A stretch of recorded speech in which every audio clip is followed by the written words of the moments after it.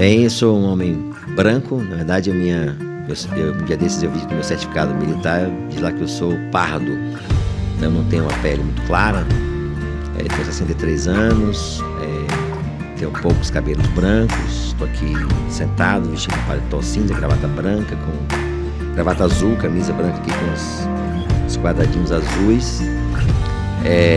Sou nordestino, sou baiano e meu estado emocional hoje é de tranquilidade, assim, estou muito tranquilo, digamos assim.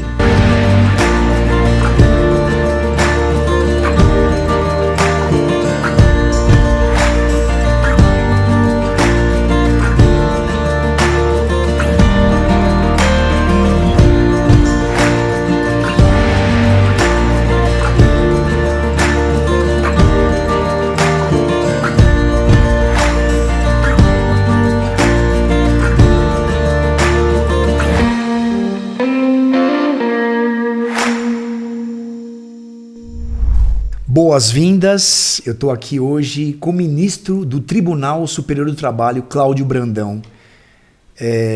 Dizer que eu estou muito feliz, Cláudio, você está aqui com a gente, muito honrado, obrigado pelo teu tempo, pela tua vinda para cá, né, para São Paulo, para fazer esse podcast, esse Pode Incluir Comigo, que é uma honra. Você sabe que eu e toda a família Consolidar, a gente tem uma baita admiração por você, então muito obrigado por aceite do convite e por estar aqui com a gente hoje. Obrigado, Marcelo. Para mim é uma oportunidade também muito bacana. Nos conhecemos há algum tempo nessas atividades de inclusão. Eu no campo acadêmico, você no campo empresarial, enfim, para realizar a política de inclusão. E você já tinha feito esse convite há algum tempo e desta vez houve uma coincidência de estar em São Paulo com algum tempo. Eu tenho vindo a São Paulo, mas sempre muito corrido. Chego no dia, volto no mesmo dia, por minhas atividades profissionais. Mas dessa vez conseguimos abrir um espaço aqui na agenda para conseguirmos aqui participar do Pode Incluir, né? Então, enfim, o prazer é meu e vai ser um papo e espero que as pessoas gostem. Muito obrigado, ministro. Muito obrigado mesmo, viu? Ministro, começando, como você sabe já, você conhece o nosso Pode Incluir, né? Tem alguns amigos até que já participaram aqui com a gente. E a primeira pergunta é: quem é o ministro do Tribunal Superior do Trabalho, Cláudio Brandão? Veja, bom, eu vou falar um pouco da minha vida pessoal e profissional, digamos assim, né? Do ponto de vista profissional, eu tenho,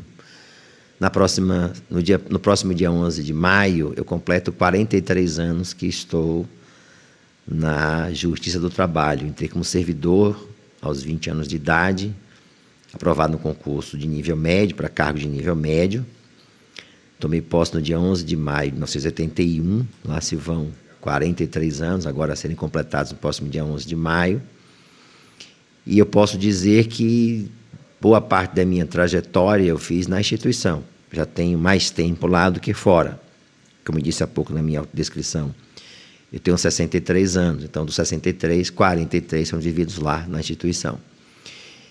E comecei como servidor de nível médio, eu exerci vários cargos durante esse período, e em 1º de dezembro de 86, tomei posse como magistrado. Lá se vão faria esse ano 38 anos, lá se vão 37 anos como magistrado no estado da Bahia, de onde eu sou originário. Aliás, eu sempre gosto de dizer, Marcelo, que eu saí da Bahia, porque hoje estou em Brasília, mas a Bahia não saiu de mim. Eu sempre gosto de repetir isso. Eu sou nordestino com muito orgulho, eu sou baiano com mais orgulho ainda. Tenho raízes muito fortes fincadas na Bahia, faço questão de repetir isso, porque as pessoas às vezes pensam, enfim, tem algum tipo de preconceito com o nordestino, eu sei reconhecer isso, mas eu afirmo a minha nordestinidade, a minha baianidade, onde quer que eu vá. Mas, enfim, a minha trajetória como magistrado foi feita no estado da Bahia e também no estado de Sergipe, parte dela, porque na ocasião em que eu tomei posse como magistrado, aliás, isso aconteceu durante muito tempo, o estado de Sergipe ele integrava a região, a 5ª região. A gente trabalha dividido em regiões jurisdicionais, são 24 regiões. E naquela época, a 5ª região abrangia os estados de Bahia e Sergipe. Então, eu trabalhei como juiz substituto em várias cidades do estado de Sergipe. Eu gosto muito do estado de Sergipe. O magistrado começa como juiz substituto, então ele percorre, enfim, conforme seja convocado, um mês, uma semana, um dia, nas várias cidades onde há jurisdição trabalhista, e eu terminei trabalhando muito no estado de Sergipe. Inclusive, fui promovido para Paulo Afonso, cidade muito importante da Bahia, no noroeste baiano, porque é uma cidade que produz energia elétrica com uma pujança bastante forte. E depois desse período em Paulo Afonso, eu fui removido para o estado de Sergipe, para a cidade de Estância, onde permaneci lá um período, depois voltei para a Bahia.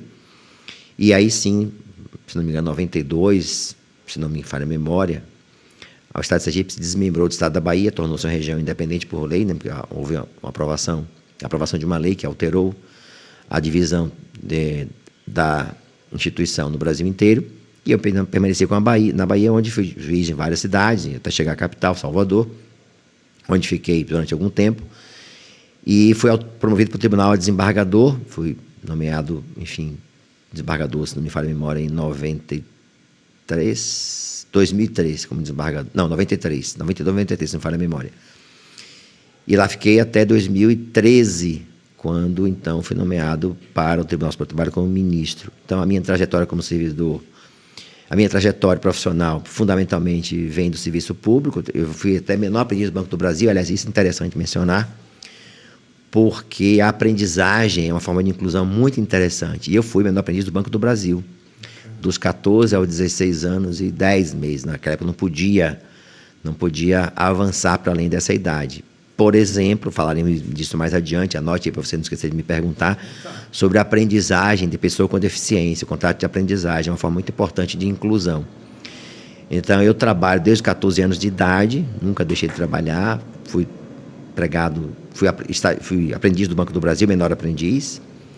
Depois, trabalhei na empresa privada durante um ano, já em Salvador. Saí do interior da Bahia para a capital para cursar Direito, fui aprovado no vestibular na Universidade Católica de Salvador, aí entrei na Justiça do Trabalho, enfim, concluí o curso de Direito em 85, e em 86 tomei posse como juiz, e lá estou até hoje. Então, o meu percurso profissional, eu posso dizer que foi construído fundamentalmente dentro da instituição, que eu me orgulho muito de pertencer a ela, porque é uma instituição muito criticada muitas vezes, é uma instituição injustamente criticada, porque ela produz um resultado muito interessante, porque é o segmento previdenciário que tem melhor atuação. Todos os indicadores, existem indicadores anualmente que são divulgados, esses indicadores revelam que a nossa Justiça do Trabalho é a justiça que melhor produz no Brasil, melhor atua, com dados meramente quantitativos. Então, eu tenho muito orgulho de pertencer a ela, porque a minha trajetória, repito, foi construída lá dentro.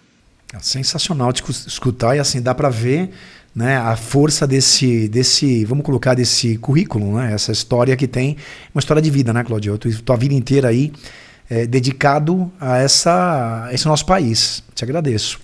Eu, antes de fazer a segunda pergunta, eu quero fazer a minha descrição também, e a gente geralmente faz assim no meio do caminho.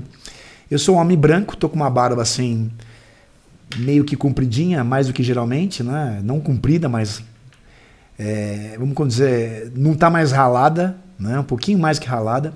Fios brancos, cabelos pretos com um pouco de grisalho já também, uma blusa azul. Ao meu fundo tem uma parede de tijolinho, né? Ao fundo do meu convidado, ilustre aqui Cláudio Brandão, a gente tem um vaso azul e um quadro verde também.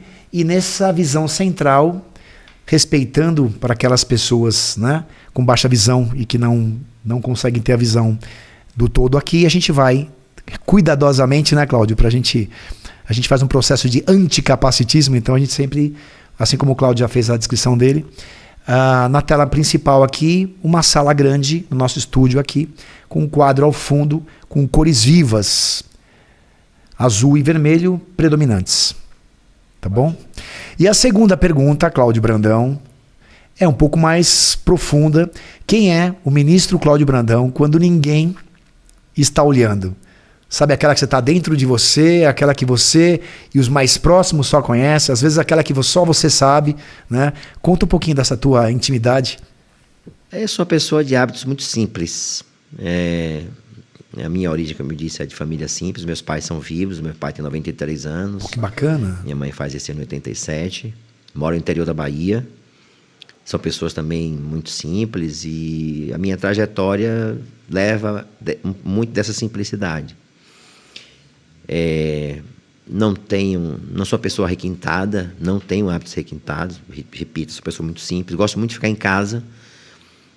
Hoje eu moro em Brasília, mas vou muito a Salvador, porque eu mantive uma residência, uma casa lá em Salvador, uma residência lá em Salvador, onde moram as minhas netas. Então eu sou um avô muito dedicado, Helena e Maria e Helena, duas, uma de 5 anos e outra de 1 ano, vai fazer agora 1 ano e meio. Que bacana. Então eu se pudesse ter uma atividade a qual eu me dedico, pudesse indicar uma atividade a qual eu me dedico com muito carinho e muita intensidade, é ser um avô presente, por conta também da minha impossibilidade de estar lá o tempo inteiro. Sou casado, tenho 2 filhos, minha mulher Esté é parceira de vida, somos casados há 38 anos juntos. Aliás, esse ano fizemos 39 anos agora, aliás, 39, não 38. Não vai errar essa data aqui, Cláudio. Não, 39, fiz aqui as contas, 39 anos, né? Fiz essa conta há pouco. Esté é uma pessoa muito parceira, uma mulher corajosa, uma mulher de fibra, uma mulher que sempre esteve presente nas dificuldades da nossa vida, enfim. E tenho 2 filhos, um filho mais velho, Felipe, é advogado em Salvador, o outro, André, é geólogo, mora no Rio. As noras, né, enfim, também ambos, um é casado e o outro agora, coincidentemente, hoje, no dia que estamos gravando esse episódio, a namorada dele assumiu, foram morar juntos no Rio. Pô, que bacana, hein? Que data celebrativa. Hoje é o dia, primeiro dia, Vitória no caso dela e Carol, a outra mãe, Carol é que é a mãe de Maria e de Vitória. Então, gosto muito de ficar em casa, gosto muito de mexer em coisas de casa, cuidar de jardim, ver coisas. Quem mora em casa é mais ou menos síndico de sua própria habitação, né? Então, final de semana, eu gosto muito de ficar em casa quando estou em Salvador. Quando estou em Brasília, não vou a Salvador todos os finais de semana, eu rasamente saio, fico lendo, gosto muito de correr. Aliás, assim, voltarei daqui a pouquinho à minha atividade esportiva. Mas, enfim, fico em casa, gosto muito de ler, gosto muito de assistir vídeos na televisão, vídeos de musicais, né? Tenho o hábito de trabalhar ouvindo música, gosto muito de ouvir música. Então, geralmente, e esse hábito, eu boto vídeos para tocar, não preste atenção nos vídeos, mas de vez em quando dou uma olhadinha lá para um caso mais difícil, dou uma parada, ou assisto um pouco de televisão ali, de vídeo. Não tenho o hábito muito de ver televisão, assim, a não ser um noticiário ou outro, mas não tenho o hábito de ficar na televisão muito tempo. A televisão, para mim, é uma forma de entretenimento, mas na área, no campo musical. Que legal. Gosto muito de assistir shows, assim, aí boto, fico ouvindo, dou uma olhadinha, etc, etc, etc. Então, eu gosto muito de ficar em casa. Final de semana, raramente eu saio, quando estou em Brasília, fico muito em casa, a não ser para uma atividade da qual eu gosto muito, que é a atividade física. Eu gosto muito de correr, eu corro há mais de 20 anos, talvez eu corra há 25, talvez, anos. Isso eu sabia, algumas vezes eu te conectando, você estava no meio da tua maratona aí fazendo... Eu gosto muito de correr, mas eu gosto de correr para me dar prazer, né? Porque a corrida é um esporte muito solitário. Muito. E ela proporciona à pessoa que corre momentos de encontro consigo própria pessoa, né? É quase que uma meditação, né? Porque você vai ali pensando e tal, enfim, vendo as coisas e refletindo. E isso para mim é muito prazeroso. Então, se eu estiver em Salvador, eu gosto de correr na praia. Se eu estiver em Brasília, a depender do tempo, eu gosto de correr no Parque da Cidade, que é um ambiente muito agradável. E isso me preenche muito. Eu sinto falta da corrida quando eventualmente não posso realizá-la. Faço a musculação regularmente, porque eu acho que é importante na minha idade tentar manter a forma. Não sou obcecado por atividade física, não. Mas eu tenho disciplina para fazer, porque eu entendo que, para mim, eu a assumo como um remédio. É mais pela saúde do que pela estética, né? Na verdade, sim, eu tenho como remédio. Já que eu gosto de correr, eu tenho que fazer musculação para me dar o preparo necessário para a corrida. Leio muito, gosto muito de ler, até porque na minha atividade ela é profissional imprescindível. Talvez esteja a dever um pouco da leitura não acadêmica, não profissional. Embora eu leia, às vezes leio 2 ou 3 livros simultaneamente, mas às vezes um livro fica meio que inconcluso, né? Enfim, mas eu gosto muito de ler. Gosto muito de ficar em casa, repito. Não tenho hábitos requintados. Acho que esse sou eu nativo. Gosto muito de ficar com as minhas netas, com a minha família. Se puder reunir todo mundo em casa, adoro quando estão os filhos juntos, as netas, enfim. Eu acho que esse é um momento em que me traz muita tranquilidade para poder enfrentar as diversidades da vida. Eu sempre digo, Marcelo, que a vida, quando quer complicar, não pede licença. Então, é importante que nós saibamos disso para não tornar a nossa vida complicada a partir de nossa iniciativa. Perfeito. Porque às vezes ela dá uma guinada, você planeja algo e simplesmente um dia você amanhece e a vida lhe indicou um caminho para o qual você não tinha a menor preparação, mas você é obrigado a enfrentá-lo. Então, isso é o que me faz pensar na importância de viver o presente. Eu tenho uma obsessão quase por viver o presente. Vou viver com muita intensidade, com a intensidade que ele puder me oferecer, porque eu acho que o futuro é uma promessa que pode ou não ser realizada. Então, enquanto as pessoas vivem muito pensando no futuro e não vivem o presente, eu penso de modo contrário. Eu vivo o presente, claro, não sou irresponsável para não pensar no futuro, mas eu tenho muito claramente para mim que o futuro é algo onde o imponderável está presente. Ou seja, planejamento pode, de fato, não se concretizar. Isso, para mim, é algo que eu carrego com muita clareza dentro da minha vida. Você sabe que isso, escutando aqui, né? O nosso time aqui está aqui filmando, né, Dan? Isso dá um baita de um corte bacana, né? Porque o que ele coloca aqui é um receituário. Vale a pena a gente cortar isso aqui para você. Veja, Marcelo, eu acho que a vida é um livro cujas páginas não retornam. Né? Não retornam. Cada página que você vive, eu tenho muita preocupação em não carregar sentimentos negativos. Eu tenho muita preocupação em não ficar com raiva das pessoas, porque eu acho que isso não faz bem. Porque quando você está com raiva de alguém, você está deixando de viver um momento que pode ser positivo para você e a pessoa com quem você está vivendo aquele momento, aquele sentimento negativo. Não é que eu tenha um grau de altruísmo, que eu esteja num grau de espiritualidade elevado. Não sou essa pessoa. Mas eu procuro tornar a minha vida e a vida das pessoas que vivem comigo muito fácil. Tentar torná-la, no que depender de mim, o mais fácil possível. Porque, repito, quando ela quer complicar, não pede licença. Sozinha ela complica e você é envolvido naquela complicação e às vezes pode ter dificuldades em vivenciá-la e, sobretudo, superar aquele momento difícil. Você sabe que eu estava agora recentemente na Câmara de Portugal e encontrei lá com o Clóvis de Barros e ele estava me falando uma coisa que eu nunca vou esquecer. Ele falou assim para mim, o amor ou o ódio, né? Quando você ama uma pessoa, você carrega essa pessoa com você. E quando você odeia a pessoa, se você não tomar cuidado, você também carrega essa pessoa com você. Então, o grande X da questão é como fazer para você, aí um processo de perdão, né, Cláudio, de perdoar essa pessoa para você se livrar desse ódio, se livrar dessa pessoa. Veja, Marcelo, eu não sei se eu tenho essa capacidade de altruísmo, mas eu procuro não ficar remoendo momentos ruins na minha vida. Eu acho que o momento ruim ele é muito importante para ensinar ela não repetir, gera aprendizado. Mas eu não fico preocupado em ficar pensando naquela pessoa que me fez algo de ruim. Não tenho essa preocupação. Sou capaz de sentar com ela, se for necessário, né, vivenciar a experiência que a vida às vezes põe, as pessoas, enfim, situações que estarão juntas. Saberei cumprimentá-la, saberei falar com ela o que for necessário, mas também não sou aqui de cultivar falsas amizades. Então, eu acho que isso é muito importante nessa percepção que eu tenho do mundo. Ou seja, saber que, eventualmente, vamos vivenciar situações difíceis, mas elas são importantes, porque elas, de alguma forma, nos transmitem essa lição. E eu não falei, mas eu disse há pouco da minha atividade física, e eu me lembro muito de uma frase, já que nós estamos falando aqui em frases, que algum tempo atrás, eu ouvi presencialmente do querido por todos nós, né, Dr. Drauzio Varela. Quando ele falava da importância do cuidado físico, ele usou uma frase que eu gosto muito até. Que ele disse assim: nós pensamos que o corpo humano, que o nosso corpo é uma máquina feita para nos dar prazer. E só lembramos de cuidar dele, corpo, ou dela, máquina, quando ela dá sinais de que não está bem. Aí nós lembramos de cuidar do corpo. Então, uma atividade de cultura da saúde, embora não seja pessoa obcecada, eu tenho hábitos alimentares muito espartanos, digamos assim, de segunda a sexta, sou mais cauteloso no final de semana, não vou dizer a você que eu me veja despreocupado plenamente, mas eu não tenho esse rigor, não, por conta dessa lição que o professor Drauzio Varela, num evento, falou sobre isso, a importância de nós termos cuidado do corpo como uma engrenagem, digamos assim, necessária para a nossa qualidade de vida. Então é um pouco de tudo isso. Sensacional.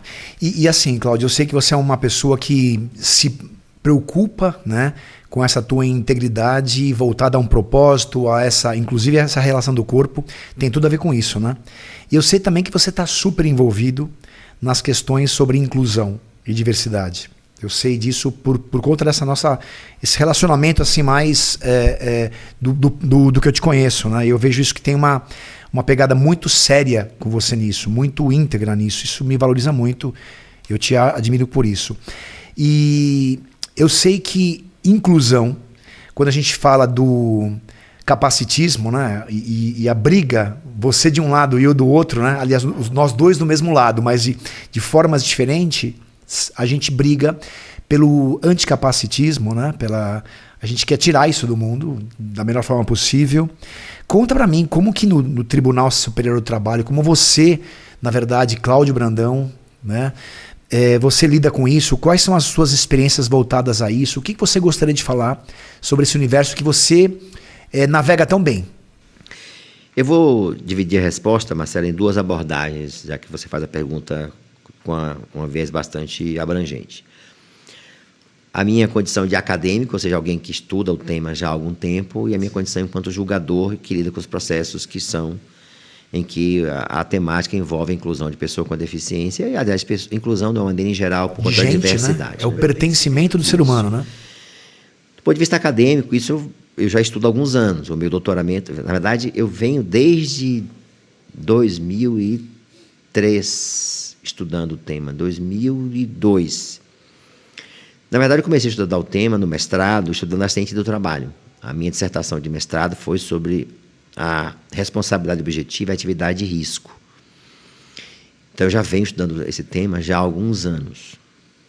E, inclusive, alguns temas que são temas não muito estudados na doutrina, na academia, que é o suicídio, por exemplo, como decorrente o suicídio enquanto acidente do trabalho, uma temática pouco estudada, enfim. Mas tive contato naquela ocasião com o adoecimento do trabalho, com as lesões que são provocadas pelo acidente do trabalho e, claro, tive um contato, ainda que superficial naquela oportunidade, com a reabilitação profissional e também capacidade.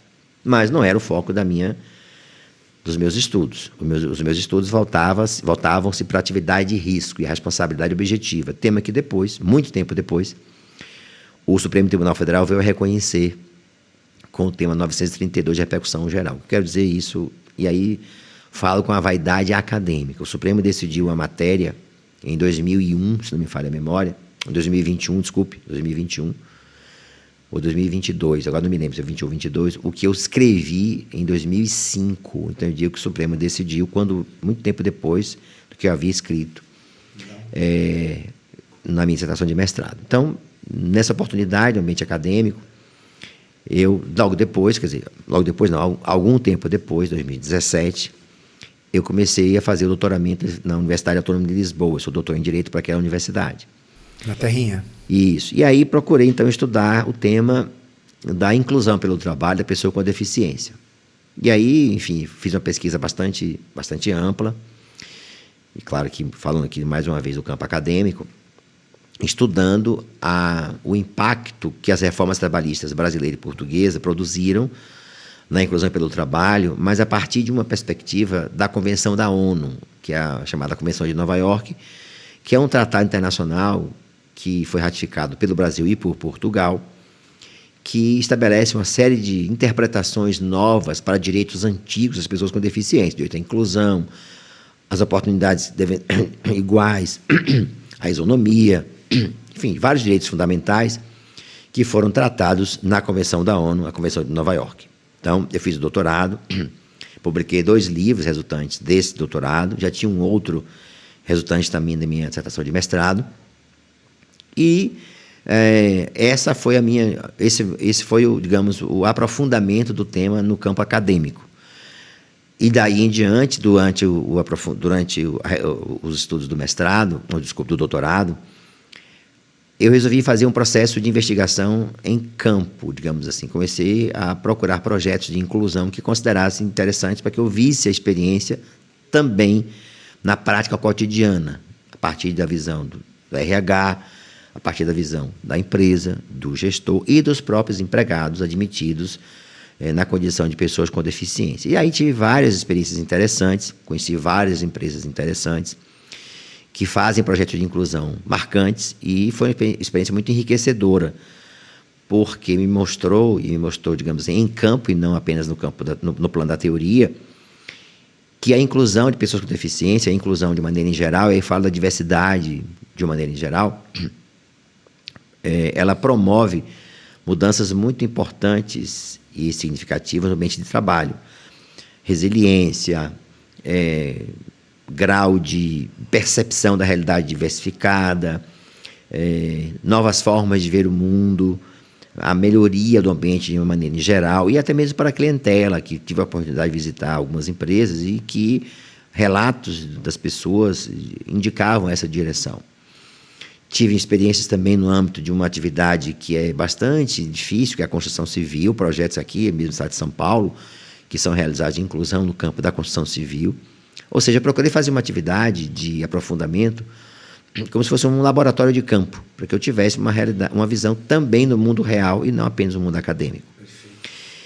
E isso me fez, daí inclusive uma dessas visitas é que eu conheci na Padaria Real, que é aqui de Sorocaba, né, que Eduardo, que é o proprietário. O Doia, querido Doia. Isso, que certamente vai nos assistir depois. Ele queria vir aqui hoje para a gente conversar, acabou que não teve consigo. A Padaria Real, eu tive o contato com a Padaria Real por intermédio da notícia que eu obtive na imprensa comum, que ela havia ganho um prêmio na ONU 2018 de inclusão de pessoas com deficiência, disputando com, se não me engano, 500 empresas do mundo inteiro. E isso me chamou a atenção, porque eu quis saber como uma padaria consegue ganhar um prêmio de inclusão disputando, né, com empresas do mundo inteiro na ONU. E aí fui lá, estive lá, se não me engano, 3 vezes. E eu acho que estava as 3 vezes com você. Isso, para conhecer essa realidade que para mim era uma realidade que eu fui com muita curiosidade. E a curiosidade aqui no plano acadêmico. Embora, claro, como magistrado também isso, de alguma forma, contribui para a minha formação. E foi uma experiência muito gratificante de ver o resultado dessa inclusão que lá é praticado já há alguns anos. Há 13 anos, eu diria, que a gente está lá nesse cultivo com eles há 13 anos. Então, isso mostra que é uma experiência de sucesso, uma experiência que está bastante densa, e essa proximidade com a realidade da inclusão que eu constatei lá, ela foi um diferencial para a minha formação acadêmica, porque me mostrou, assim, no plano real, que a inclusão é possível, e não apenas é possível, os resultados são muito bons para todos, né? Não apenas para as pessoas deficientes. Eu até diria que as mudanças maiores são para os outros, que passam sistêmico. ter um grau de receptibilidade das diversidades da vida muito maior. Mas, então, o primeiro foco da resposta no plano acadêmico. E, claro, eu também, como julgador, enfrento diariamente a análise dos processos em que, de alguma forma, o adoecimento no trabalho, o preconceito, a desigualdade, a exclusão estão presentes, não apenas no plano da pessoa com deficiência. É sistêmico, né, Cláudio? O Brasil tem uma lei de cotas desde 91, a nossa lei de cotas agora em julho fará 91, 33 anos, né, 33 anos. E apesar disto, a realidade brasileira, o que predomina é, infelizmente, a exclusão. Para você ter uma ideia do que eu vou falar, embora você acompanhe esses dados com muita proximidade também, mas para quem nos assiste, em média, cerca de 54% das empresas no Brasil cumprem a regra de cotas, a política de cotas. Varia um pouco, entre 48, 50, 52, sempre oscila em torno, mas vamos falar aqui um número médio, 50%. Então, isso dá um número hoje de 800. Você tem também uma ideia, há um auditor fiscal do trabalho, Rafael Giger. Ele é auditor fiscal do trabalho, hoje chefia a divisão de inclusão do Ministério do Trabalho. E é curioso porque ele é auditor fiscal do trabalho e é uma pessoa cega, tem muito baixa visão, e enfrenta dificuldades no cotidiano de sua atividade como auditor fiscal do trabalho. Mas é uma pessoa muito interessante da sua atividade, porque ele, por lidar com a experiência do preconceito, capacitismo diuturnamente, ele realiza estudos muito interessantes na área da inclusão. E o número, por exemplo, o número de pessoas, de vagas que seriam destinadas no Brasil para esses segmentos é em torno de 860, se não falha a memória, 1.000 pessoas. Ou seja, o Brasil inteiro, se cumprisse a cota, ele representaria a inclusão de 800 e... Vou botar aqui o número redondo, de 150 mil pessoas, né? Digamos assim. E, apesar disso, apenas mais ou menos metade dessas empresas cumprem a regra que envolve de inclusão da pessoa com a deficiência. Então, os processos que nós lidamos no tribunal, eles, em regra, discutem a cota, né? Se você me perguntasse quais são os assuntos mais comuns desses processos. Da pessoa com deficiência, fundamentalmente, a regra de cotas, né? Empregados que foram dispensados e que alegam que foram dispensados, embora devessem permanecer por conta da regra de cotas. E há muitos processos também que a empresa discute autos de infração. Ela entra com ação para buscar a anulação do auto de infração, dizendo que a autuação feita pelo autor fiscal do trabalho não foi correta. E aí cita as suas razões. Também há muitas ações que são ajuizadas envolvendo a temática de cotas, mas no plano coletivo, pelo Ministério Público do Trabalho, ações são ajuizadas nesse sentido, ou seja, políticas públicas de inclusão. Mas também nós temos, então, no que toca a deficiência seria isto, né? Sim. Nós temos também muitas ações em que se discute o preconceito ou os casos de assédio. Infelizmente... E é muito comum, né, ministro? O assédio moral muito comum. Um tema muito comum na realidade empresarial, que geram, né, processos em que a pessoa alega que foi vítima de assédio, pede sempre uma reparação por danos morais, os chamados danos extrapatrimoniais. Então, essas ações, infelizmente, né, compõem um universo muito grande de processos judiciais, de temas em processos judiciais, mas também nós temos uma quantidade muito grande de ações que envolvem acidentes do trabalho ou adoecimento profissional, com sequelas, né? Seja por morte, no caso do dependente do empregado falecido, invalidez permanente, parcial, adoecimento profissional, assim, das mais variadas formas. Então, esses temas que, de alguma forma, tangenciam a inclusão, compõem uma pauta muito comum nos julgamentos cotidianos que nós fazemos, desde a primeira instância, os colegas de primeiro grau, até chegar os processos ao Tribunal Superior do Trabalho. Temos muitos casos de assédio sexual, infelizmente, também são muito comuns. É mais comum do que a gente acredita. Na verdade, as pessoas partem do pressuposto, Marcelo, que a relação de emprego, que a relação é marcada por um caráter assimétrico. Sim. Eu quero dizer isso para o seu espectador, né, para as pessoas que vão nos assistir. É uma relação marcada por uma desigualdade. Então, para que a pessoa tenha uma ideia do que eu estou falando, ela pense sempre na relação do consumidor com o fabricante ou com o fornecedor do serviço, é uma relação desigual. Sim. Ela está sempre numa relação de inferioridade, não vou dizer de hierarquia, mas em termos de poder econômico, inferior em relação ao fornecedor do serviço ou do produto.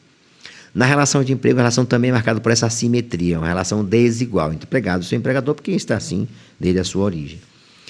Então, essa relação assimétrica leva, às vezes, as pessoas a compreenderem que o poder diretivo que o empregador tem pode incidir sobre a pessoa do empregado, o que é um equívoco muito grande.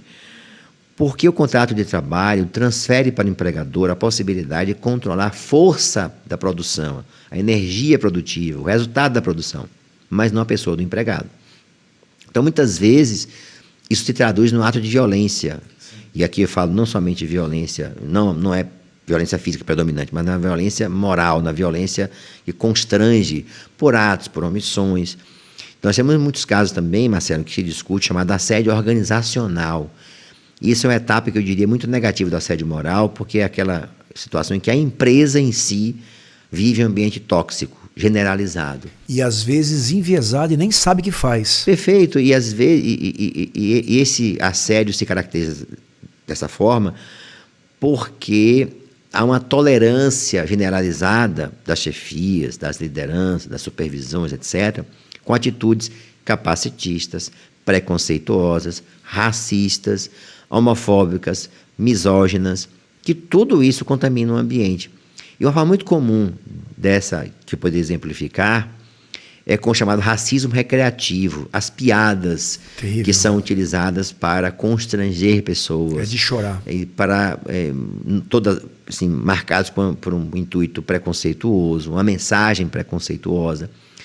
E as lideranças toleram, até pela omissão, esse tipo de comportamento. Então, a assédio organizacional se caracteriza por uma disseminação de pequenas atitudes, ou às vezes até grandes também, mas que tornam o ambiente nocivo, tóxico, ruim para se trabalhar, mas com comprometimento da organização. Então, ela não toma atitude de reprimir, na menor iniciativa, uma atitude capacitista, racista, homofóbica, etc., e, de alguma forma, isso vai se disseminando no ambiente e torna o ambiente... a situação nocivo é a situação em que se tolera a atitude preconceituosa, se admite, se incentiva até pela omissão o preconceito de uma forma mais ampla que ele pode se manifestar. Então, veja, é o ambiente mais... é a situação mais grave do assédio. Claro que pode haver situações em que a pessoa agrida diretamente uma pessoa, né? Alguém Sim. agrida a outra. Mas o assédio organizacional ele se manifesta nessa atitude disseminada de formas de preconceito, de desigualdade, de superioridade, que na verdade não devem existir no ambiente de trabalho. Afinal de contas, todos somos pessoas e ali cultivamos uma relação que deve ser, tanto quanto possível, uma relação de afetuosidade, amorosidade. Ainda que sejamos pessoas diferentes, tenhamos dias que eventualmente estejamos com um espírito mais belicoso ou não, mas não devemos fazer isso uma atitude... assim, que atinja a outra pessoa.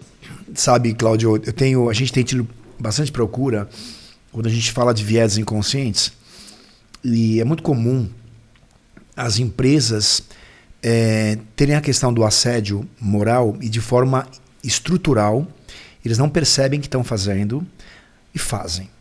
E é muito comum isso a gente ver, e muitas das vezes você fala com o executivo, ele não entende ainda na primeira sessão o que a gente está falando. É uma coisa assim tão distante de uma compreensão sobre o que ele está fazendo é uma forma de assédio que dá uma angústia. E hoje que eu tenho filhas, né? Eu tenho filhos, né? Eu tenho um casal de gêmeos, então eu fico imaginando. E isso não é só para a mulher ou para o homem, é sistêmico. O assédio ele é um processo sistêmico, é para o mundo.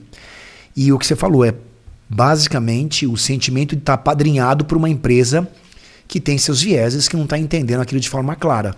Então ela meio que apoia. Tem um viés que a gente fala, que é o viés halo, né, que a gente fala, ou o viés auréola, que é muito comum. Às vezes o executivo ele é um bom vendedor, ou um diretor de vendas, e é uma pessoa extremamente tóxica, assediadora, só que, veja bem, ele traz resultado para a empresa. Ele vende bem. E aí o que acontece? A empresa faz que não entendeu. Aí vem uma reclamação, uma segunda reclamação, manda a pessoa que reclamou embora, baita contra-mensagem. Eu vivi isso muitas vezes, né? E aí mantém o vilão, na verdade, que muitas das vezes é um pai de família, desinformado, assediador, enviesado. E a empresa vê isso como se fosse um palco de teatro. E por questão de manter a dimensão econômica viva, porque ele é um bom vendedor, ele destrói um time. Só que essa empresa não está tendo uma visão longa, né, Cláudio? Porque ela está vendo em curto prazo, porque esse cara está destruindo um time que as pessoas percebem. Uma empresa é um organismo vivo, todos percebem que ele está sendo nocivo para aquela empresa. O que acontece? Você desmonta um time, enquanto o cara sozinho está trazendo resultado econômico parcialmente para a empresa. Veja, Marcelo, você toca num ponto que é interessante, que é objeto de muito debate nos processos judiciais, que é a política de premiação. Perfeito. Perfeita que é a colocação. premiação entre aspas. Muitas vezes, há vários casos curiosos. Por exemplo, o vendedor que não conseguisse atingir a meta de vendas, tinha lá na sua mesa que colocar um troféu vendedor pangaré, caso real julgado. Você acha? Meu aquele Deus, chapeuzinho aquele chapeuzinho tipo chapéu que se chama chapéu de burro, né? Aquele chapéu meio que é um cone com a expressão vendedor pangaré. Pangaré, para quem não sabe, é um cavalo ruim, que não consegue, né, enfim, ter um bom desempenho. É interessante essa pergunta, porque ela nos leva a uma reflexão que é crucial nessa temática. Até que ponto é estímulo de vendas e a partir de que momento é assédio? Muito cuidado com a exposição individual das pessoas, porque, às vezes, a pessoa é exposta publicamente, quando eu falo publicamente, no ambiente interno da empresa. Outro caso julgado, e isso a constrange muito. Outro caso julgado, as pessoas que não conseguiam alcançar a meta usavam um bottom na lapela. Como marcador social ali invertido. Exatamente. E ali, claro que o cliente perguntava por que usava aquele bottom, enfim. Então, é preciso ter muito cuidado com essa exposição. Porque o limite é muito tênue entre o estímulo à venda, a competitividade e a exposição que vai atingir a esfera individual do trabalhador. Porque todos nós temos uma série de atributos que são protegidos constitucionalmente da condição de pessoa, independentemente do que façamos, de quem sejamos, de onde estamos profissional, pessoalmente. E há um conjunto de atributos que a Constituição Federal nos protege, que são inerentes à condição humana. Esse conjunto é inerente à condição humana. Isso vale para todo mundo. Então, o empregado, quando veste, por exemplo, a farda da empresa, ele não se despe da condição de pessoa. A pessoa não troca de personalidade quando veste um macacão, veste um uniforme ou ingressa no ambiente de trabalho, ao contrário. Permanece com a mesma proteção. E muitas vezes é preciso que a liderança da empresa tenha muita atenção para essas políticas de competição, porque, na verdade, podem ser traduzidas em oportunidades muito grandes, muito próprias para o assédio. Mas eu quero voltar para algo importante que você falou, Marcelo, que eu não quero deixar de me observar, que é, quando nós falamos em assédio organizacional, é preciso que nós tenhamos claro que o comprometimento da alta direção da empresa é fundamental para combater a toxicidade do ambiente de trabalho. Porque nada se faz sem que haja o comprometimento das lideranças. Nada. Se não houver uma decisão muito firme em combater o assédio, com muita informação, é fundamental a informação, exatamente para dar à pessoa, ao trabalhador, ao líder, enfim, a compreensão do que é a cultura assediadora. Porque muitas vezes a pessoa... Não é que se justifique, porque na verdade você não tem o direito de tratar ninguém com desrespeito, mas muitas vezes a pessoa não tem noção do que de fato é assédio. Então tem que haver muita informação, muita formação nesta ideia de combate à desigualdade, que começa com pequenos gestos, olhar no rosto das pessoas, cumprimentar as pessoas, mesmo que, enfim... a pessoa não compartilha o mesmo ambiente de trabalho, mas especialmente as pessoas que têm posições de menor relevo na empresa, do ponto de vista da hierarquia. As pessoas mais simples, pessoal da limpeza, de serviço, de garçom, enfim, que muitas vezes são invisibilizados no seu trabalho cotidiano. Então, é preciso que, se a liderança se compromete com essa postura de inclusão, de respeitar, de cumprimentar, de agradecer, porque serve um café, é muito comum nas reuniões corporativas, a pessoa serve o café e quem está sendo servido nem olha para o rosto para agradecer, para dizer muito obrigado, mas não é o muito obrigado sem levantar a cabeça, porque a pessoa vai se sentir excluída. Aliás, não vai se sentir gente. Mesmo que eu esteja numa reunião importantíssima, que alguém me serve um café, eu olho para a pessoa, agradeço a pessoa, digo a ela muito obrigado. Se eu souber o nome, digo o nome, porque faz com que a pessoa se sinta nela desenvolvendo um sentimento de pertencimento àquela instituição, àquela agremiação, àquela empresa, enfim, àquela organização, seja ela qual for. E são cuidados mínimos, são gestos muito simples. Mas para quem é agradecido, para quem teve quem foi notado, esse gesto simples pode ter uma dimensão muito importante para ela.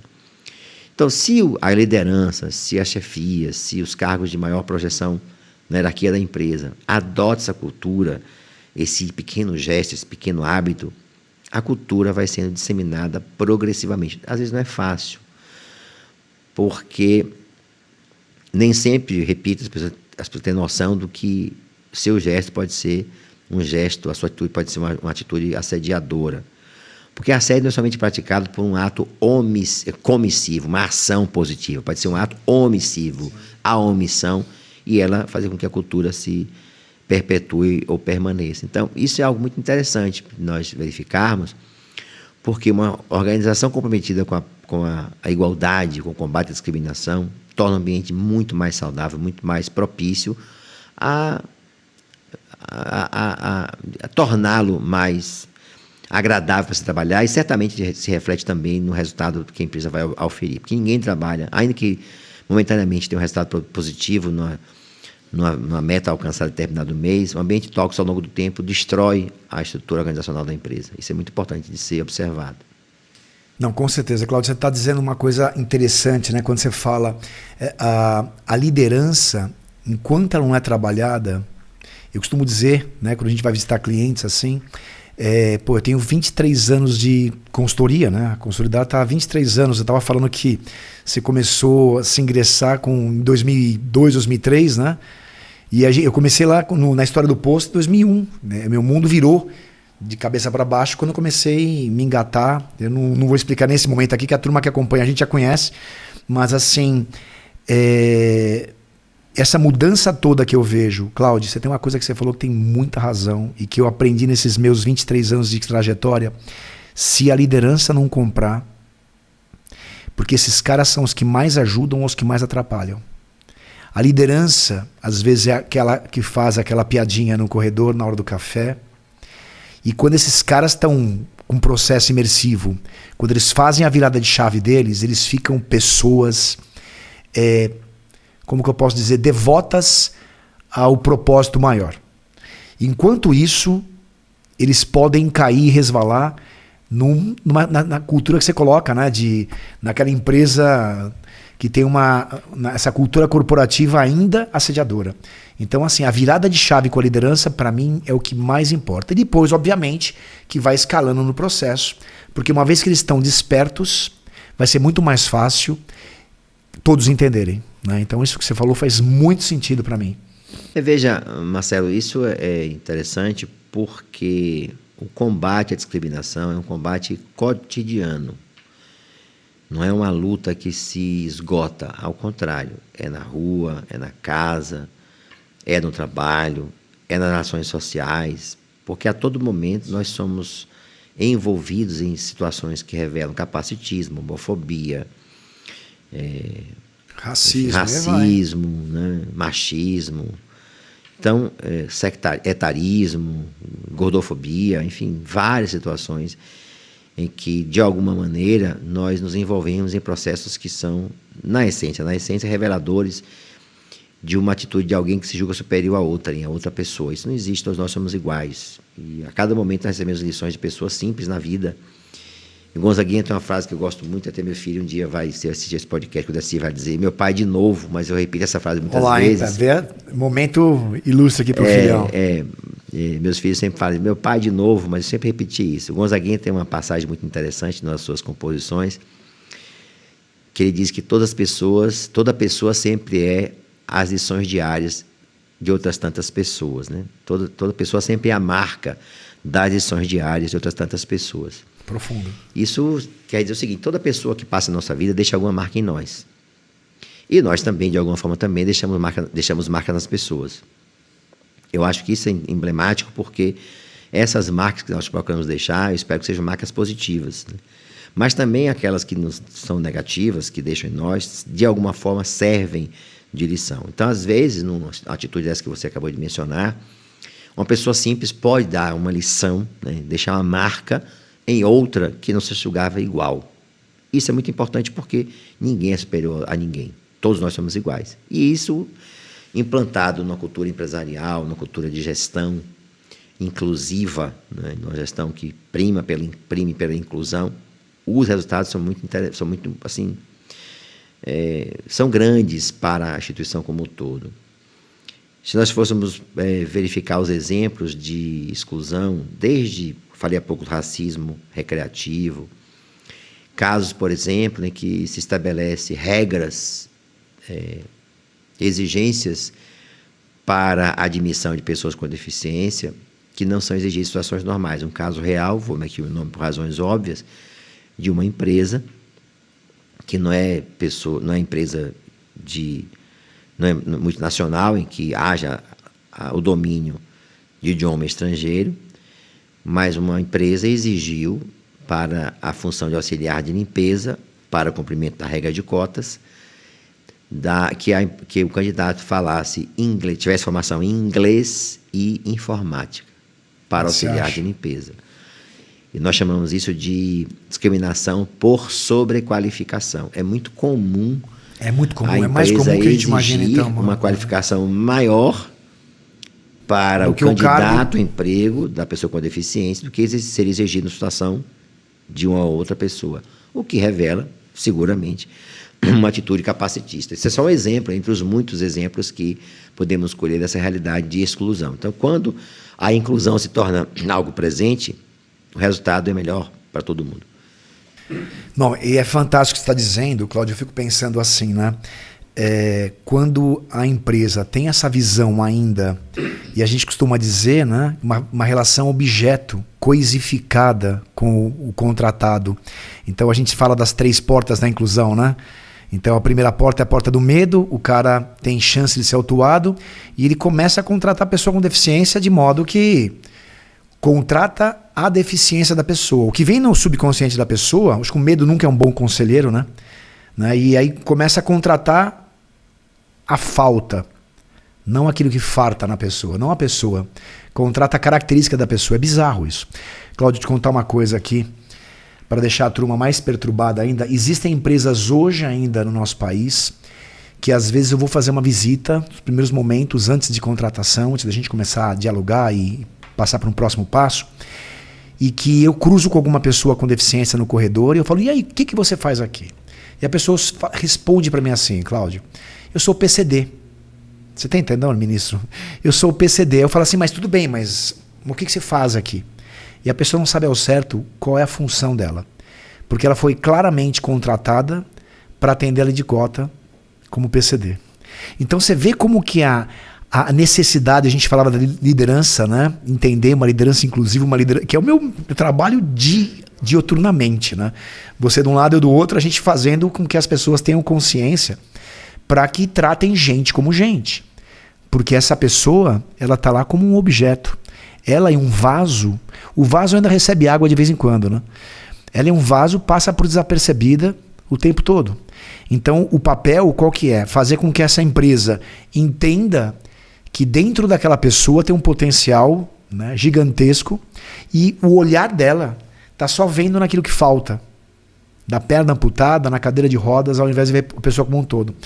Então é muito triste ainda, né, Cláudio? Em 2024 a gente ter postura de empresas assim, que perde uma oportunidade, como a gente já falou de alguns clientes aqui nossos, que no caso da Padaria Real, e a gente levou o Cummins na época, levou Bosch para a ONU, essas empresas que descobriram essa grande oportunidade de falar assim, caramba, com algo que veio para cá para me despertar, que é a lei de cota, é um grande despertar. A lei de cota, para mim, ela simboliza como um balde de água gelada no pé. Acorda, amigão. Acorda. E quando o cara acorda, ele tem 2 opções. Ou ficar frustrado o resto da vida tratando gente que nem coisa, contratando o que falta das pessoas, ou o cara despertar e fazer com que as empresas que a gente acabou de falar aqui, né, e vão além da cota, e estão muito mais preocupadas em além da cota. E isso, um dia, Cláudio Brandão, ministro, a gente tem que pensar em alguma coisa para fazer com que essas pessoas, essas empresas que vão além da cota, sejam vistas, né? Como você foi honrosamente visitar algumas delas ali, por interesse. Além da cota é o nome do livro de Rafael Giger, né, que ele escreveu o seu relato como auditor fiscal do trabalho. São vários relatos da sua atuação como auditor fiscal do trabalho na política de inclusão. É interessante essa observação, Marcelo, porque recentemente o Tribunal fez um evento, ano passado,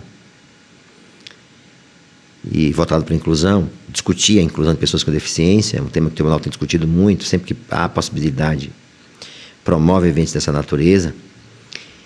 E eu ouvi uma frase que foi muito impactante, eu nunca mais esqueci dessa frase, em que uma pessoa, um cadeirante, uma pessoa negra, Só que ele tinha formação, ele tinha pós-doutorado, portanto, tinha mestrado, doutorado, pós-doutorado na área dele. Eu vou omitir aqui, eu não quero levar qualquer tipo de identificação. Mas ele disse uma frase que foi muito, muito dura de ouvir, mas ao mesmo tempo muito dura por representar, por significar o que ele sentia, o que ele vivenciava. Ele disse assim: a minha deficiência me precede, eu sou antes um cadeirante. Ou seja, depois é que a pessoa me vê primeiro como cadeirante, depois como alguém que anda em cadeira de rodas, depois como negro. Aí sim é que vão saber que eu sou um profissional de determinada área, com formação acadêmica, mestrado, doutorado e pós-doutorado. Então ele diz assim: a minha deficiência me precede, ela chega antes de mim. Isso é muito difícil de você ouvir, né? A pessoa ouvir e saber desumano. Que de fato ele tem razão. E por coincidência, na semana seguinte de eu ter ouvido esta frase, eu estava no aeroporto aqui do Brasil, esperando a minha filha de embarque, e veio um atendente da companhia aérea e me pediu para dar passagem. Disse assim: o senhor pode, por favor, dar licença, que eu vou passar um cadeirante? E ao ouvir aquela frase, imediatamente eu me lembrei do que eu houvera ouvido na semana anterior. Ou seja, aquela situação não era uma pessoa que ali. Ela não me disse: se der licença para passar aqui uma pessoa. Era quase uma cadeira. Exatamente, quase uma cadeira. Isso nos mostra que nós temos que ter muito cuidado com as nossas adjetivações, né? Porque nós, como você disse, nós pecamos por identificar as pessoas com rótulos daquilo que elas não possuem, né? Seja a audição, seja a visão. E uma outra vez também, essa aí foi muito interessante, o exemplo aqui no estado de São Paulo, eu fazia uma palestra num determinado evento, e era um evento que um amigo me chamou para fazer uma palestra, era um evento corporativo, era uma entidade sindical que organizou o evento. E era um evento que tinha mesas com 10 pessoas, era um café da manhã. Não era um café da manhã inclusivo, não é experiência de inclusão, mas um café da manhã. E eu falaria em determinado momento. E, enfim, uma pessoa veio depois, me pediu a palavra para perguntar, era aberto para perguntas, e ela fez uma crítica da minha postura de inclusão. E eu resolvi desafiá-la. Eu percebi que ela usava óculos, e eu disse então que ela fizesse a gentileza, se ela pudesse, de tirar os óculos e caminhasse na sala por entre as mesas sem os óculos, e respondesse se ela fazia com a mesma facilidade que ela o fazia usando os óculos. E evidentemente que isso foi claro para demonstrar que ela não conseguia fazer. E eu disse a ela: a senhora pode não parecer, era uma mulher, mas a senhora é uma pessoa com deficiência. Não incapacitante plenamente, mas limitadora em certos movimentos, em certas ações cotidianas. E eu disse a ela: a senhora fique muito feliz com isto, porque nós fomos, somos ou seremos um dia pessoa com deficiência. Porque outro caminho é o plano extraterreno, ou seja, não estaremos aqui para vivenciar essa experiência.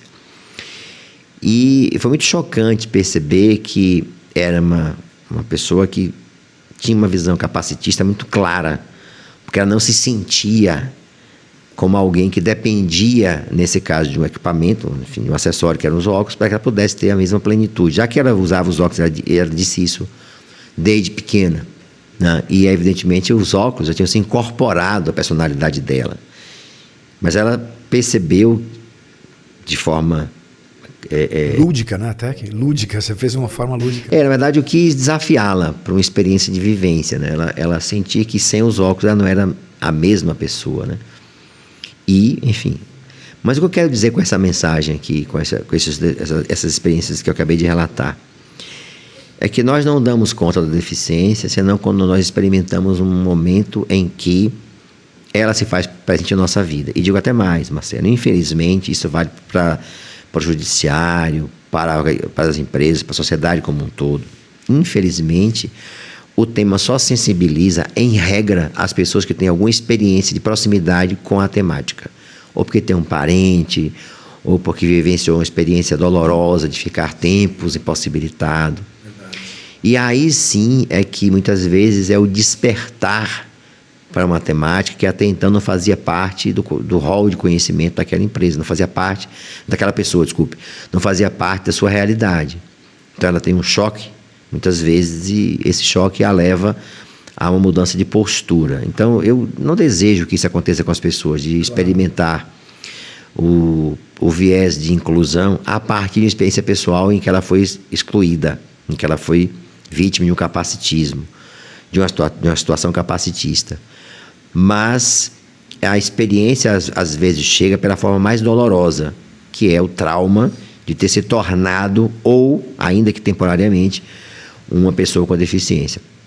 Então essa falta de sensibilidade, de maneira em geral, ela resulta de um preconceito estrutural. Nós somos uma sociedade preconceituosa, infelizmente. Sim. Eu torço muito para que os seus filhos, Marcelo, os meus netos, os meus filhos, menos do que eu, vivam num mundo melhor e tenham a possibilidade de promover a inclusão. Porque nós fomos criados, eu sou mais velho do que você, num mundo em que deficiência era anomalia, deficiência era defeito, era imperfeição que a pessoa ostentava e que ela levava, ou que levava consigo, o resto da vida. E hoje, deficiência é elemento componente da diversidade humana. Nós somos diferentes. É uma característica apenas, né? Exatamente, um traço que marca aquela pessoa e que, evidentemente, ela terá muitos talentos, outros que nós não temos. Isso. E, às vezes, a revelação desse talento faz com que a pessoa possa demonstrar o seu próprio potencial. Raul Seixas diz que de perto ninguém é normal. Ah, eu adoro essa frase. Você sabe que eu adoro essa frase. Isso para mim, a mais pura verdade, né? Porque quando nós nos encontramos de frente ao espelho, às vezes dizemos coisas que só o espelho sabe, diante dessa, aspas, anormalidade de que falava Raul Seixas, um ilustre baiano. Você viu que de vez em quando eu puxo aqui, né, a brasa para a sardinha baiana. Muito legal. Então, veja, essa é uma atitude que devemos ter cotidianamente. Sim. De sermos pessoas que lutemos contra o capacitismo, contra o preconceito de maneira em geral. Você sabe que essa frase, né, de Raul é interessante, que nas sessões que eu faço sobre vieses, por exemplo, é muito comum 2 mitos que tem, né? Quando eu falo, olha, eu sou um homem branco, hétero, casado com mulher, tenho filhos, tenho um golden. O pessoal já tem um estereótipo, cria assim, ó, a família Doriana. Não é legal isso aí? O pessoal já cria um estereótipo, família Doriana. Aí eu pergunto assim para eles, muitas das vezes acontece que você vai ficar surpreso. Eu falo assim, eu faço parte da diversidade? O pessoal fala, não. Eu falo, não, lógico que eu faço. Porque a diversidade somos todos nós. Diversidade não é só o pilar LGBTQIAPN+, né? Nos temas cor e etnia. Não, diversidade somos todos nós. Então você já começa a primeira ruptura. E uma outra coisa que eu quero, uma ruptura que é muito importante, que você acabou de falar, Cláudio, maestralmente, é assim, é o normal. Ah, a pessoa tem um filho com deficiência e o outro é normal. Eu falo de pertinho, já dizia Raul, que de pertinho ninguém é normal, né? Porque a palavra normal ela já exclui o outro. Se um é normal, o outro é anormal. Foi o que você acabou de falar, né? Se um é normal, o outro passa a ser anormal. Então, assim, mas como é que eu falo? Então, uma pessoa com deficiência, se a gente está nesse nível de característica, chama ela pelo nome primeiro, né? Mas se não sabe o nome dele, você quer identificar, pô, vai pela cor da camisa. Se não sabe também, quer falar característica, uma pessoa com deficiência e a outra é uma pessoa sem deficiência. Sabe aquela história a pessoa cega, a outra o que é? Vidente. A outra é a pessoa surda, a outra qual que é? Ouvinte. É muito legal isso, né? Porque a relação que tem com a característica, ela coloca a característica em todos nós. Porque se somos todos diferentes e com os princípios muito parecidos, né, com os desejos de ser valorizados e tudo mais, né? Mas esse aspecto da característica só é utilizado para distinguir negativamente a pessoa com deficiência. Porque nós não dizemos, aquela mulher branca. Exatamente. Mas nós dizemos aquela mulher negra, aquela pessoa negra, aquele negro, aquela negra, ou seja, exatamente. O viés da cor da pele antecede a pessoa. Antecede. Né? Quando fala aquela pessoa negra e ela é tão bonita, não é? Não é? Ela é negra e até é bonita. Ou ela é negra, mas é bonita. Mas é bonita. Olha, ela é uma pessoa com deficiência. Nossa, ela é tão bonita, mas ela tem uma deficiência. Né? Bizarro isso. Que é uma atitude permanente nossa de vigilância constante, né? Porque, claro, nós podemos Eu, como eu disse, foi criado no mundo em que a deficiência era defeito. E hoje a Convenção da ONU veio para ficar. Aliás, Marcelo, a respeito da Convenção da ONU, faço questão de dizer para quem nos assiste, e especialmente para o mundo corporativo, que o Brasil tem o que eu considero a lei mais avançada do mundo nesse tema, que é a Lei Brasileira de Inclusão. Falei isso hoje. Para mim, não há lei no mundo mais avançada do que o Brasil. Então, importante depois a gente fazer um take com você, Cláudio, porque isso é importante. Nós somos e temos a lei mais avançada do planeta. E é interessante os pesquisadores um dia se debruçaram para estudar o processo de elaboração desta lei, o processo legislativo dela. Porque ele foi inovador em tudo. Sim. A começar, por exemplo, por realização de assembleias nos estados, nos municípios, para serem ouvidos, aliás, as pessoas com deficiência. É o primeiro projeto de lei que foi inteiramente acessível. Tinha disponibilidade em áudio, tinha disponibilidade em braille, tinha disponibilidade em várias formas de inclusão no site, Libras, nos sites da Câmara Federal e depois no Senado. Então, é um processo de tramitação que foi marcado pela democracia e plena acessibilidade ao seu conteúdo. E o resultado dessa tramitação, ele se revelou na incorporação das grandes reivindicações dos movimentos sociais feito de e para pessoas com deficiência. E eu vou contar com uma história breve, mas é importante ser contada, Marcelo, que diz respeito a um fato que aconteceu, se não me engano, em maio, não sei se é o mês de maio, ou setembro, acho que é setembro, de 1972, na Inglaterra. 72. Em que um sociólogo britânico chamado Paul Hunt, cadeirante, ele manda uma carta para o jornal The Guardian para denunciar as condições dos manicômios britânicos. E também diz nessa carta que era necessário que os parlamentares britânicos ouvissem as pessoas com deficiência. Eu costumo dizer que esta carta é uma carta que mudou a história, e de fato mudou a história do mundo. Por quê? No dia e nos dias que se seguiram, o jornal recebeu centenas e milhares de cartas de todo o Reino Unido, de pessoas com deficiência, se solidarizando com aquela carta e reivindicando a possibilidade de que o parlamento britânico ouvisse as pessoas com deficiência para que elas dissessem quais eram de fato as suas reivindicações. E esta carta gerou um movimento social chamado Nada Sobre Nós Sem Nós, que é o lema da Convenção da ONU, que foi editado em 2006 em Nova York. Então veja que desse movimento surgiu a primeira organização no mundo criada de e para pessoas com deficiência. Porque até então o mundo inteiro tinha entidades que cuidavam das pessoas com deficiência. O Brasil, por exemplo, tinha o Instituto Benjamin Constant no Rio de Janeiro. Dom Pedro foi que fundou esse instituto. Faz um belíssimo trabalho de inclusão de pessoas cegas. Mas, veja, não tem um elemento característico dessa organização chamada UPIAS, não lembro agora a sigla, mas é assim chamada, que foi essa organização, a primeira criada pelas pessoas com deficiência e para elas, ou seja, de pessoas e para pessoas com deficiência. E esta organização, ela foi o ponto de partida para um movimento social que depois se traduziu num dos lemas, e no lema, aliás, da Convenção da ONU. Então veja que um simples fato pode mudar a história. E esse movimento, inclusive, ele foi depois incorporado nos anos 80, na década de 90, quando se realizou no mundo o Ano Internacional em 81, dedicado pela ONU às pessoas com deficiência, e de 82 a 91, a década da ONU dedicada também às pessoas com deficiência. E esse movimento fez com que se disseminasse mundo afora essas ideias de inclusão. Mas ele também tem um ponto marcante que não posso deixar de mencionar, qual é o grande salto que ele deu ao longo da história. Até este fato, até esta carta, até este movimento nascer, a deficiência era sempre encarada na perspectiva médica, defeito, imperfeição, anomalia, Quem não se lembra aqui das botas ortopédicas que muitos de nós usamos na infância, daquelas órteses ou próteses para que a pessoa pudesse corrigir a postura na perna.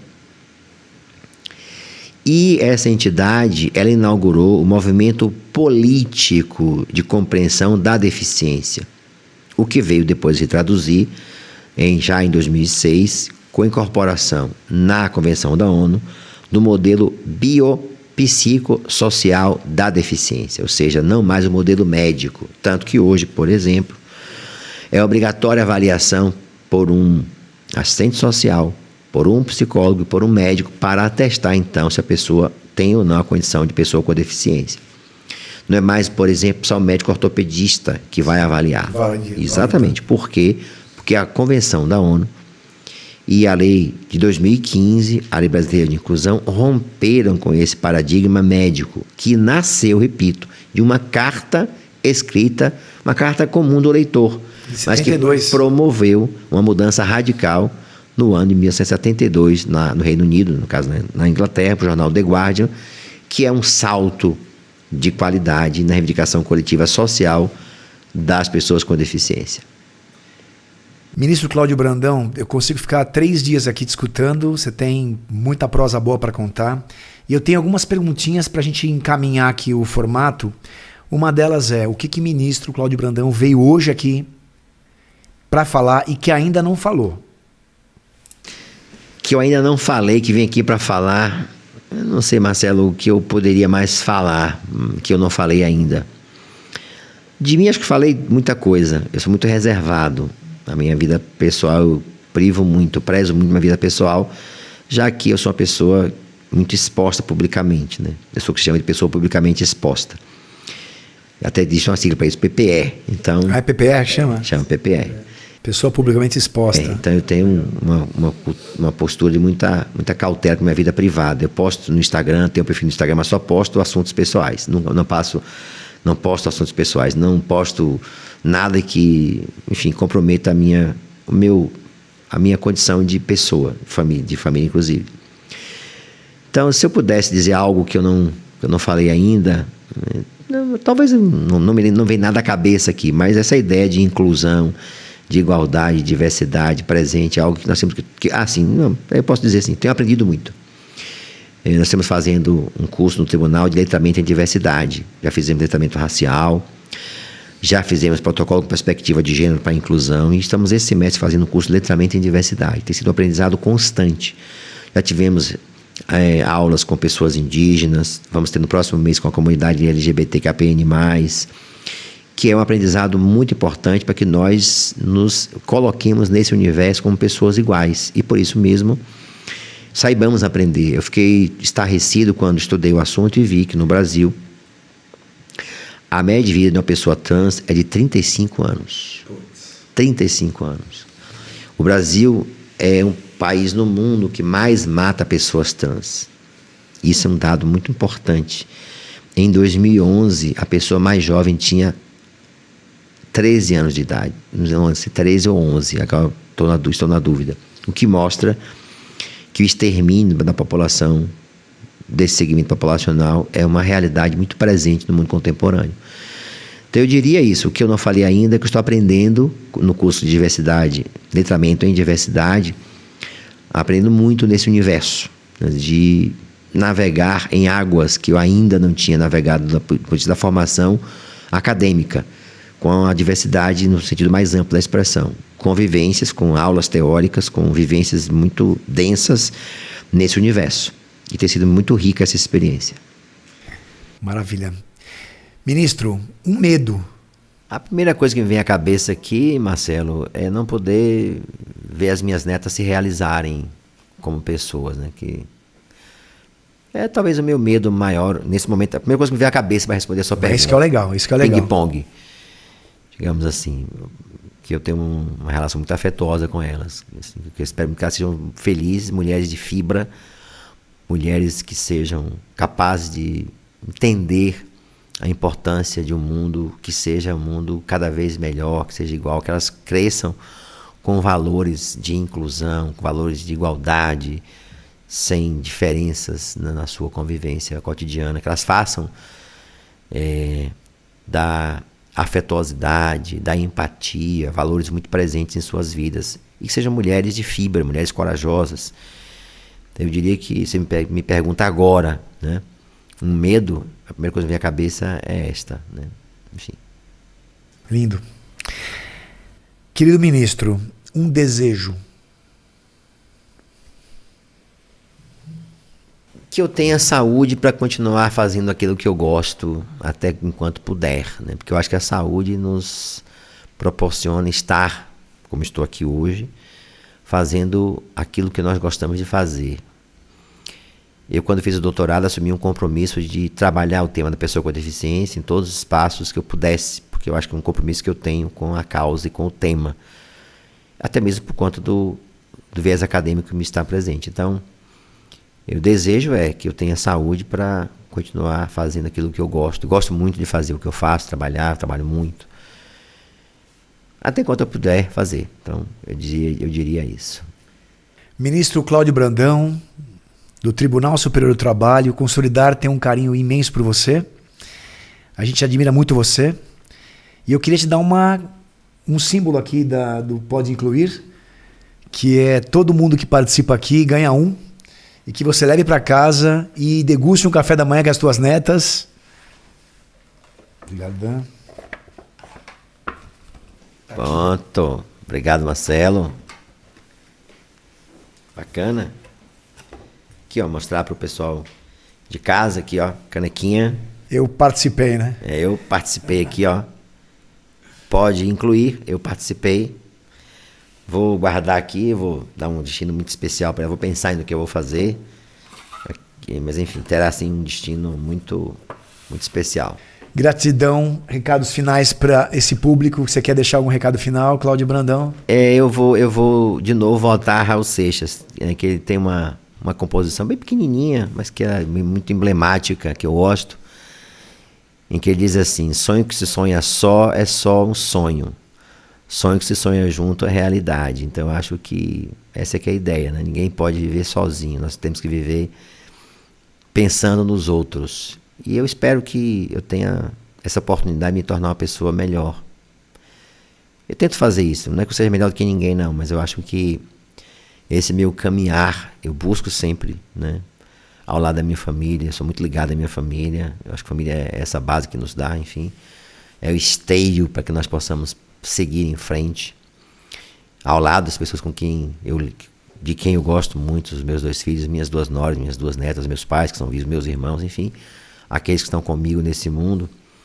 Então eu torço para que todos sejam pessoas felizes, que sejam pessoas que enfim, consigam realizar os seus projetos de vida. Então eu diria isso para quem nos assiste. E que esse sonho a gente sonha tamanho, que a Consolidar possa sonhar contigo e fazer esse mundo mais inclusivo, mais equânime, mais respeitoso, e que as pessoas sintam verdadeiramente esse pertencimento, né? Obrigado, ministro Cláudio Brandão, uma honra estar com você aqui. Obrigado Prazer foi mesmo. meu. Grande abraço, Marcelo. Gratidão.